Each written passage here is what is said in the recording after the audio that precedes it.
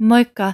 Tässä videossa mä näytän sulle mun parhaat vinkit, että kuinka opettaa lapsi laskettelemaan. Mutta muistetaan nyt, että mä en ole hiihdon opettaja ja nämä ei ole mitään maailman ainoita tai parhaita tapoja, mutta kuitenkin mun mielestä ne toimivimmat tavat.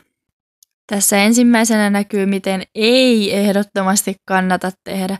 Tätä näkee tuolla rinteessä todella paljon, että lapsi on ihan hirtettynä tuolla sauvalla tohon niin, että hän ei pysty siellä muuta tekemään kuin roikkumaan löysänä makaronina mukana kyydissä. Ei näin.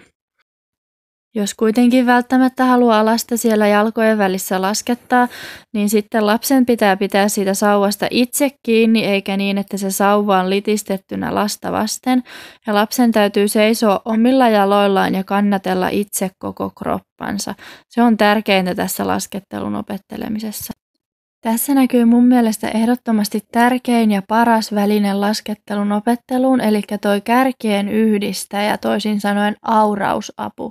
Sen avulla pienikin lapsi oppii auraamaan kuin itsestään, ja se taas tekee siitä alun painajaismaisesta opetteluvaiheesta niin 100 kertaa helpompaa, ja lapsi pääsee pian jo sen itsenäisen laskettelun makuun, ja sittenhän siitä auraavusta pian päästäänkin jo luopumaan. Suosittelen ehdottomasti alkuun kaikille alle 5-vuotiaille. Tässä on sitten se mun mielestä paras tapa opettaa lasta, eli aikuinen menee tuolla takaperin edellä ja opastaa lasta laskemaan kohti aikuista, ja lapsi siinä aurailee samalla. Tässä se auraapu on tosi hyvä alussa, jos se auraaminen ei muuten vielä suju. Tällä tavoin saadaan se lapsi samalla huomaamattaan tekemään mutkiakin, kun aikuinenkin tekee niitä mutkia.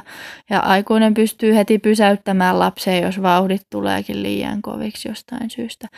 Mutta jos tämä ei sulta onnistu, jos et osaa laskea takaperin, niin sitten ehdottomasti kannattaa valjaat ottaa käyttöön ennemmin kuin toi jalkojen välissä roikottaminen.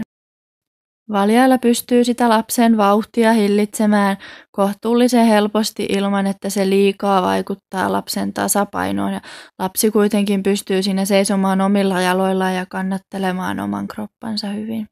Parasta tietysti on aloittaa niin loivasta rinteestä, että lapsi ei tarvitse valjaita ollenkaan.